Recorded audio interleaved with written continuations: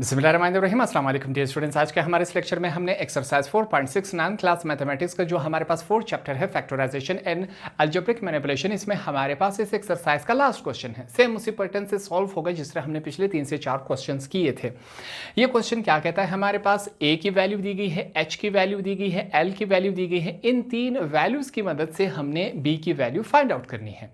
Same वही formula इसके ऊपर अप्लाई होगा। सबसे पहले हम क्या कर लेते हैं, अपने आसानी के लिए जो भी डेटा हमारे पास दिया गया है इसको एक दफ़ा फिर से लिख लेते हैं ताकि हमें चीज़ें आसानी से समझ आ सके। जैसे कि सबसे पहले हमारे पास ए दिया गया है, ए की जो हमारे पास वैल्यू है एक्स का स्क्वायर माइनस 1 एक्स प्लस 2, ये वैल्यू दी गई है। इसके बाद हमारे पास क्या है, एच जो है हमारे पास HCF हाईएस्ट कॉमन फैक्टर है जिसको हम H से जाहिर करते हैं, ये हमने लिख लिया यहाँ पर। और इसकी वैल्यू क्या है, x माइनस 2 x प्लस 2, ये वैल्यू हो गई। इसके बाद हमने क्या करना है, LCM लीस्ट कॉमन मल्टीपल को हमने चूज करना है जो कि क्या है, L है। यहाँ पर इसकी वैल्यू लिख लेते हैं x माइनस 1 x प्लस 1, हमारे पास x प्लस 2 x प्लस 3, और लास्ट में हमारे पास क्या है, x प्लस 4, ये वैल्यू दी गई है। ठीक, हमने फाइंड आउट क्या करना है, b को हमने फाइंड आउट करना है। ये हमारे पास सबसे पहले हमने जो भी क्वेश्चन में डेटा दिया गया था इसको यहाँ पर इकट्ठा करके सादा आसान अल्फाज में लिख लिया। ठीक, अब हमारे पास ये ऑर्गेनाइज पैटर्न में आ चुका है, हमें चीज़ें समझ आ रही है।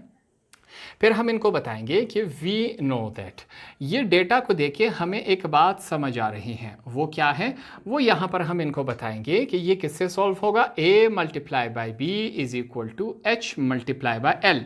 ये हमारे पास फार्मूला था कि नहीं, ये फार्मूला दिया गया है। जो भी चीज़ पूछी गई है कंडीशन के मुताबिक इस फार्मूले में हम चेंजेस कर लेते हैं ताकि ये क्वेश्चन हमारे पास सॉल्व हो सके। दूसरी बात हमने ये कही थी कि जो भी चीज़ हमने फाइंड आउट करनी है इसको हम लेफ्ट हैंड साइड पे रख लेते हैं। जैसे कि यहाँ पर b को फाइंड आउट करना है तो b को हम लेफ्ट हैंड साइड पे रखेंगे। हमारे पास b इज इक्वल टू यहाँ पर लिखा आ जाएगा h multiply by l divided by a। b के साथ क्या हो रहा है, मल्टीप्लाई, दूसरी तरफ आके क्या हो जाएगा, डिवाइड हो जाएगा। तो ये फार्मूला हमने कंडीशन के मुताबिक, सवाल के मुताबिक इसको तब्दील कर लिया।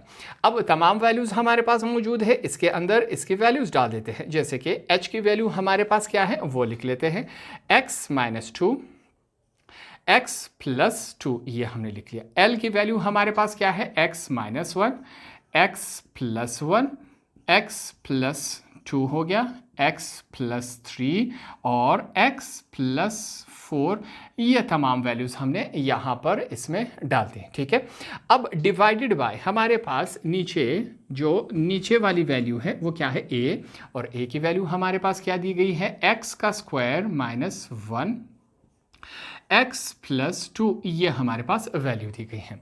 अब यहाँ पर जो ऊपर वाला हिस्सा है इसको एक दफ़ा फिर से हम सेम उसी तरह लिख लेते हैं, b is equal to x minus 2 x plus 2। मुकम्मल जो हमारे पास ऊपर वाला हिस्सा है उसको फिर से उसी तरह लिखा जाएगा क्योंकि हमने नीचे वाले हिस्से में थोड़े से चेंजेस करने हैं। उसको हमने क्या, हमारी कोशिश ये होगी कि इसको हम एक फार्मूले में कन्वर्ट करवा सके।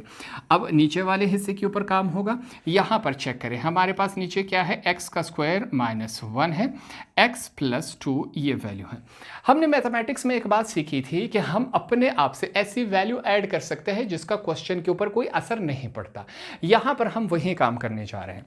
देखिए 1 के ऊपर हम अपने आप से यहां पर स्क्वायर लगाने जा रहे हैं। हमने स्क्वायर लगा दिया, यहां पर पहले भी 1 था, स्क्वायर लगाने के बाद भी 1 है। इसका मतलब ये हुआ कि क्वेश्चन के ऊपर कोई असर नहीं पड़ रहा। ठीक है, तो ऐसा काम हम कर सकते हैं। अब ऐसा हमने क्यों किया, ताकि ये एक फार्मूले में कन्वर्ट हो सके। a का स्क्वायर माइनस b का स्क्वायर, ये एक फार्मूला है क्या नहीं, और ये किसके बराबर है, a माइनस b, और a प्लस b के बराबर होता है। अब हम क्या करेंगे, हमारी कोशिश ये है कि इसको इस फार्मूले में कन्वर्ट करवा सके। यहाँ पर यही काम किया जाएगा।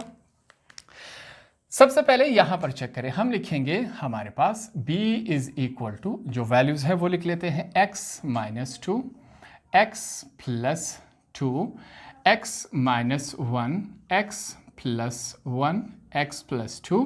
तमाम जो वैल्यूज है ऊपर वाली उसी को इसी तरह ही लिखा जाएगा। हमने लिख लिया यहाँ पर इनको। डिनोमिनेटर को हमने फार्मूले में कन्वर्ट करवाना है। a हमारे पास क्या है x माइनस b हमारे पास क्या है 1 है।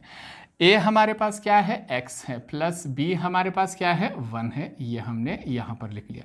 साथ में यहाँ पर क्या मौजूद है x प्लस 2 मौजूद है। तो हमने सिंपली ये काम किया कि ये वाला जो हिस्सा था इसको इस फार्मूले में कन्वर्ट करवा लिया।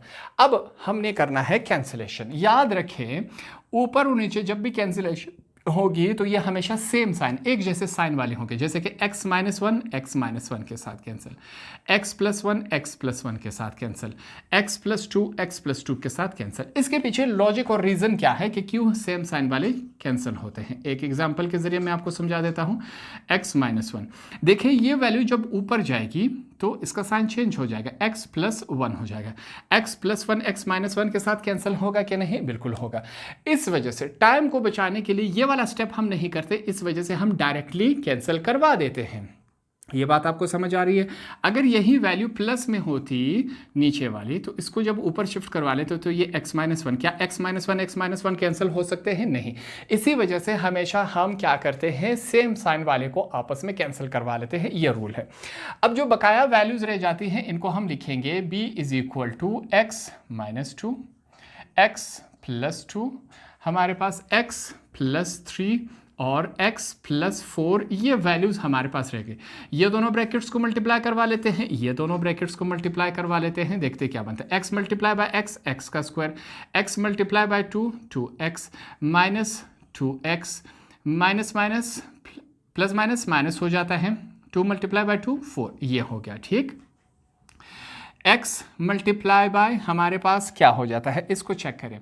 x मल्टीप्लाई बाय x का square, x multiply by 4x plus 3x plus 12, ये वैल्यूज़ कुछ इस कंडीशन में आ गई। ठीक है, इनको सॉल्व किया जाएगा। b इज इक्वल टू ये प्लस 2x माइनस 2x के साथ कैंसिल, तो x माइनस 4 ये वैल्यू बच गई, x का स्क्वायर प्लस 4x और 3x ये 7x प्लस 12, ये वैल्यू हमारे पास बन गई। ठीक है, अब x का स्क्वायर को इसके साथ मल्टीप्लाई करवा लेंगे, माइनस 4 को इसके साथ मुकम्मल मल्टीप्लाई करवा लेते हैं। अब मसला ये है कि जो बुक का आंसर है वो गलत है, हमें मालूम नहीं कि इसका आंसर कहाँ तक बुक में दिया जाएगा, इस वजह से हम इसको मुकम्मल सोल्व कर लेते। हो सकता है नेक्स्ट ईयर में जब इसको करेक्शन की जाए तो आंसर यहाँ तक हो, इसके बाद हो सकता है कि नेक्स्ट वाला स्टेप आंसर करा दिया जाए।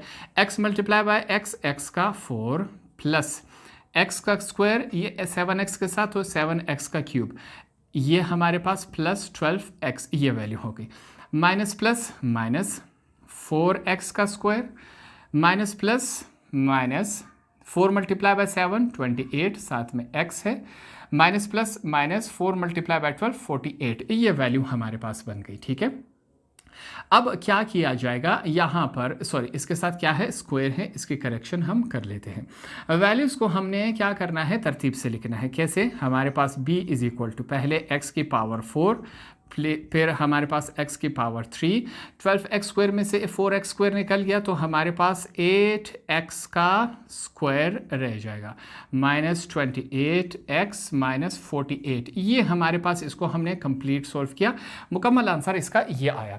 जो बुक वाला आंसर है वो मुकम्मल तौर पर गलत दिया गया है, इसका ठीक वाला आंसर ये है। हो सकता है नेक्स्ट ईयर में ये आंसर दिया जाए या ये वाला आंसर, जहाँ तक भी आंसर दिया जाए, इस सवाल को हमने मुकम्मल सॉल्व किया। सिंपल और आसान सा क्वेश्चन था। इस क्वेश्चन के साथ हमारे पास एक्सरसाइज 4.6 भी कंप्लीट हुआ। होप आपको ये वाला क्वेश्चन भी आसानी से समझ आ गया होगा।